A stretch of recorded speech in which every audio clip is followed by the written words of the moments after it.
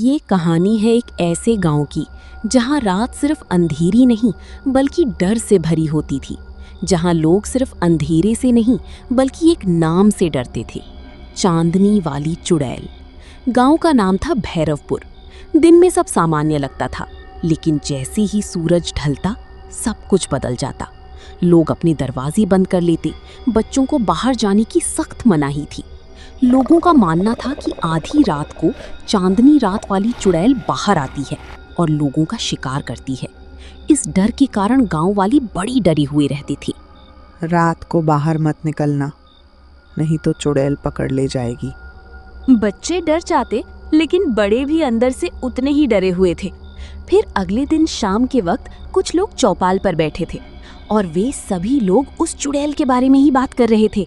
दोस्तों, कल रात मैंने उसे देखा, पेड़ पर उल्टी लटकी हुई थी। क्या सच में तूने देखा उसे? और मैंने भी सुना है वो पहले इंसान थी, पर पता नहीं उसके बाद उसके साथ क्या हुआ कि वो चुड़ैल बन गई। हाँ दोस्तों, ये बात तो सच है। मैं भी सुना है, कई लोग कहते हैं उसका नाम सीमा था और वो भी हमारी तरह इंसान थी। तभी अचानक हवा तेज चलने लगी। ऐसी तेज हवा के चलने से वे तीनों डर गईं और वे सभी शांत हो गए और वहां से भाग चले। फिर कुछ दिनों के बाद उस गांव में एक नया लड़का आया, अर्जुन। शहर से आया था, पढ़ा लिखा और निडर था। उसे हर नई रहस्यमयी चीजें में बहुत दिलचस्प था। उसे हर वो चीज जानना था जो अनजान और रहस्यमयी थी। फिर एक दिन अर्जुन गांव की चौपाल में गया और वे गांव वालों से मिला और बातें की। अरे आओ बेटा, लगता है तुम नए हो इस गांव में। और कहाँ से हो तुम? जी भैया, मैं पास वाले शहर से आया हूँ और मैं अपनी पढ़ाई के सिलसिले में यहाँ आया हूँ। मैं कुछ पुरानी और रहस्यमयी चीजों के बारे में खोज करता हूँ। अरे ये तो बहुत ही अच्छी बात है। हमारे गांव में तो ऐसी बहुत सारी चीज हैं जिसके बारे में तुम खोज कर सकते हो। अरे वाह, ये तो बहुत ही अच्छी बात है। इसका मतलब मैं तो सही जगह आया हूँ। अरे हाँ, हमारा गांव तो बहुत ही अच्छा है, लेकिन क्या तुम इस गांव में नए हो ना, इसलिए तुम्हें पता नहीं है।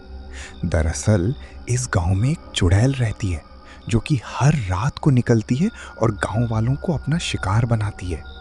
क्या ये सब बकवास है? ऐसा कुछ नहीं होता है। और इतना डर किस बात का? भूत प्रेत कुछ नहीं होते, ये सब आपका वहम है। बेटा, यहाँ मजाक मत करो, ये सच है। तुम नए हो ना इस गांव में, इसलिए तुम्हें मजाक लग रहा है। बाद में तुम्हें पता चल जाएगा। हम तुम्हें यही सलाह देंगे कि तुम रात को बाहर मत निकलना, वरना अच्छा नहीं होगा। गांव वाले अर्जुन को समझा देते हैं कि रात को चांदनी वाली चुड़ैल बाहर निकलती है, लेकिन अर्जुन को भूत प्रेतों और चुड़ैलों में विश्वास नहीं होता है, इसलिए वो गांव वालों का बात नहीं मानता। फिर अर्जुन अपने घर आ जाता है और गांव वालों की बातों के बारे सोचता रहता है। क्या वो गांव वाले सच कह रहे थे? क्या चुड़ैल सच में है? अगर ऐसा है तो ये तो बहुत ही बढ़िया होगा।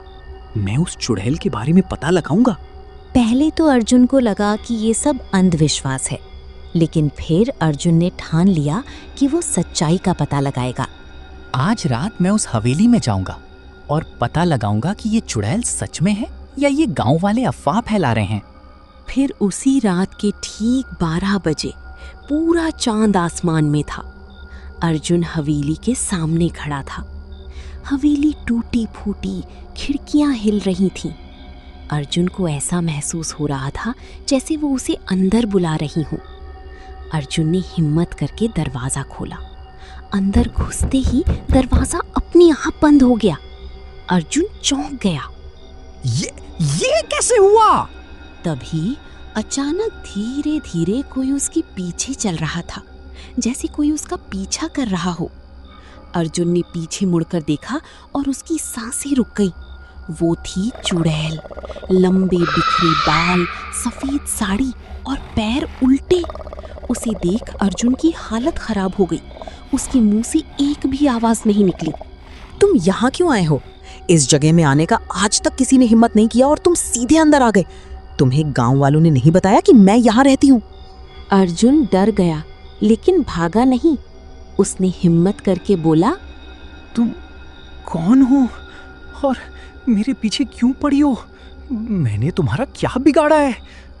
मुझे तुम कुछ मत करना, मैं यहाँ तुम्हें परेशान करने नहीं आया हूँ। क्या? तुम यहाँ क्या करने आए हो? लेकिन तुम डरो मत, मैं तुम्हें कुछ नहीं करूंगी। देखो, मैं भी तुम्हें कुछ नहीं करूंगा। मैं बस तुम्हारे बारे में जानने को यहाँ आया हूँ। तुम मुझे अपने बारे में बता सकती हो?